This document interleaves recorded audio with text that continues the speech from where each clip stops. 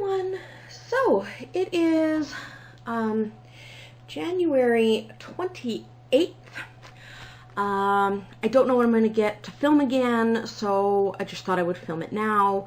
I'm going to do my January wrap-up and my February to-be-read pile. There's a few days left, so I have some books that I'm almost done, but not quite done. But I'm going to give my thoughts on them so far. So for the books I did finish, I finished A Court of Silver Flame. I don't physically have it to hold up because I have packed it away while I try and decide what to do with it. I loved the beginning. I loved the end. There was a whole shit ton in the middle that I got very, very, very bored of. Yeah, I mean, I like Nesta as a character, and I like Cassian, but I really think that book could have done with major editing and a lot of the sex cut out, because I was like, okay, we get it. They're having sexy times. They like sexy times. Next thing. I also didn't like how she... How do I put this? It was like the characters had like sex on the brain all the time, and it led to some really, really stupid decisions, which were either MacGuffins for the plot, or you were like, really? Like, how are you even the same character from the other series? Like, you are not like this. So yeah, I don't know if I'm going to read anything further by Sarah J. Maas, just because that one was such a letdown for me. Such a letdown. So I still love The Throne of Glass, and I still love the original books for the Court series.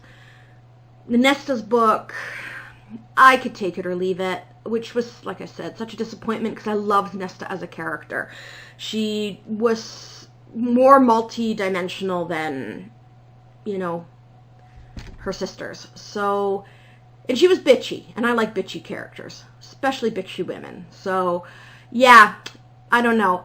I have it packed up. I may keep it. I may not. I haven't decided. I haven't even decided if I'm going to reread it. So that was that thought. Then I had finished the Aurora Cycle. These I listened to in audiobook. I read books 2, Aurora Burning, book 3, Aurora's End. And oh my god, that is such a phenomenal trilogy. I binge read books 2 and 3 during a 24-hour cross-stitching marathon, and I could not put the audiobooks down at all. And then I had the physical books that I was reading, like during meals and that. I just couldn't stop. So they are definitely on my reread lists. Highly recommended, especially if you like science fiction. I know the series is labeled as YA. However, I do find that a lot of the more themes, such as, you know, some of the more graphic violence, graphic death, portrayal of genocide, things like that, are definitely more not YA themed. So basically it's an adult sci-fi, but the characters are very young, is kind of how I read into it.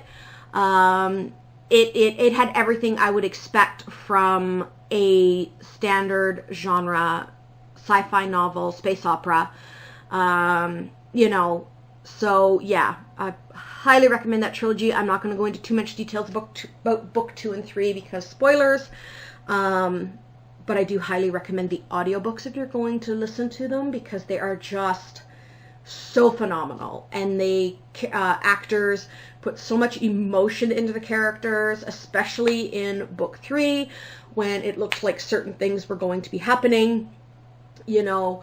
And it, you know, I was crying, and not even nice crying. I was ugly crying. So I don't cry in books.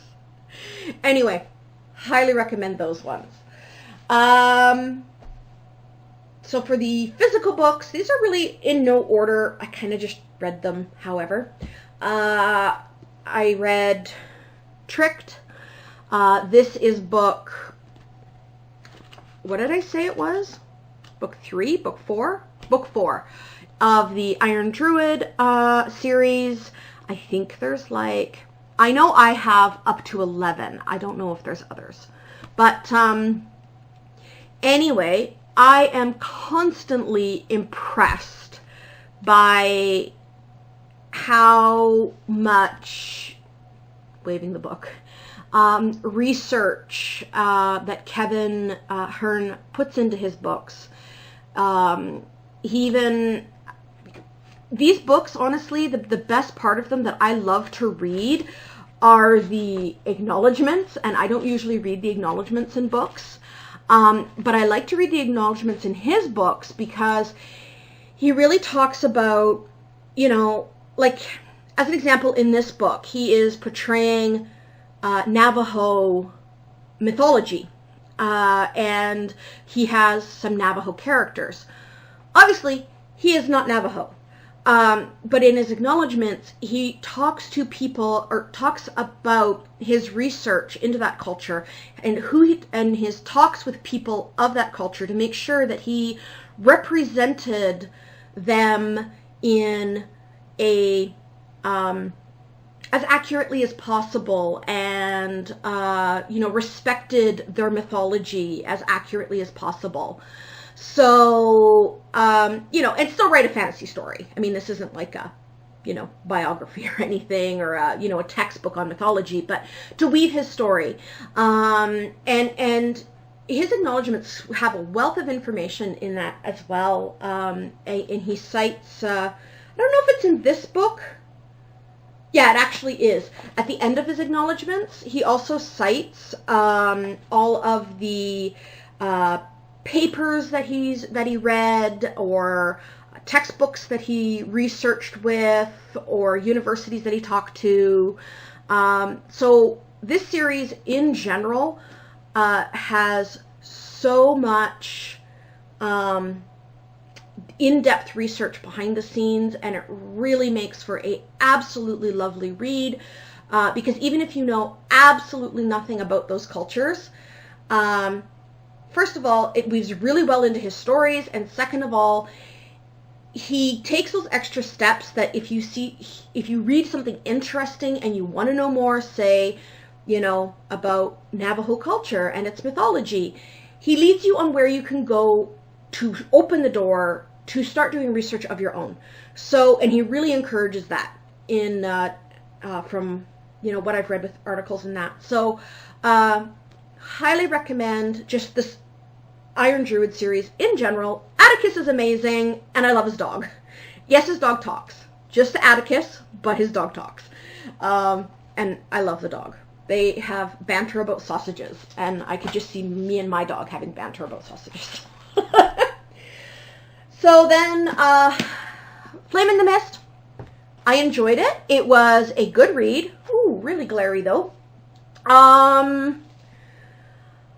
I don't know if I enjoyed it enough to read the second one. So that's going to be the only book that was on my TBR at the beginning of January that I am not going to get to. Is going to be book 2 of this. I haven't decided yet if I liked it enough to read book 2. I really enjoyed the references to Japanese culture. I enjoyed that some of the honorifics were used, terminology was used. The romance went from 0 to 1,000 in about one paragraph, and I was blindsided because I was like, what the ever living hell?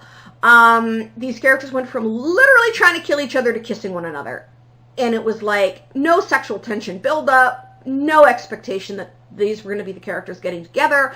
I knew there was going to be romance, but I wasn't expecting it between them, because their relationship to that point had been all about abusing and murdering one another. And don't get me wrong, I love enemies to lovers. If done well, it can be really satisfying. I just don't feel like it was done well in this one. Like I said, there was no tension, there was no expectation, you know, so, and the second book is even heavier on the romance from what I've read, so I don't know. It's going to go, I'm giving it 30 days.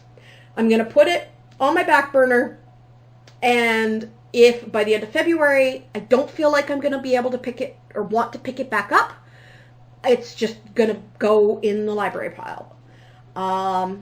So yeah, that's unfortunate because it is my aesthetic, but I have so many books on my bookshelves, I'm not forcing myself to read something that I just don't feel like I'm going to enjoy.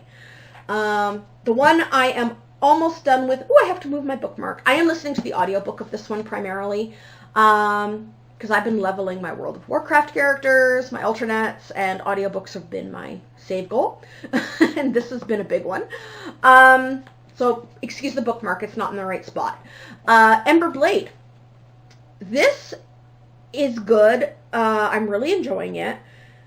It has been an incredibly slow burn story, though. So unless you are really enjoying stories where you get really in depth and don't mind it being very slow burn, I probably wouldn't recommend this one if you're looking for like a more of like a sword and sorcery sort of fantasy where it's action-packed. You know, there's lots of magic, there's battles, there's, you know, all that. I would probably stay away from this one. Excuse me. This one is definitely more of a political fantasy. It does have some battles. It's got very little magic in it. The magic it does have is all centered around like this mystical Ember Blade. I'm enjoying the characters. The characters are really fun. And very diverse in, you know, we've got young characters, we've got old characters, we've got, you know, male, female, you know, there's no romance in it whatsoever. So I'm really enjoying that because more often than not, I find romances tend to ruin books for me. So this has been really nice not to have like in-your-face romances. There is like romance subtext in there where you can kind of tell characters might be together or, you know, might be together in the future or are together now, but it is just so subtle and naturally woven into the story. It doesn't feel like you're being bashed over the head with an unrealistic expectation for romance. So really enjoying that one and hope to have it finished either today or tomorrow. The other one, which I almost forgot about, so I didn't include it with my with all of my ebooks, is Realmbreaker by Victoria Aveyard. Oh my god, I am enjoying this one incredibly. I love just about all of Victoria Aveyard's writing, but this one in particular is been a step up. It's another one kind of like the Aurora Cycle where it's marketed as YA, but I think that's more because the characters are young. The story is something I would expect more from an actual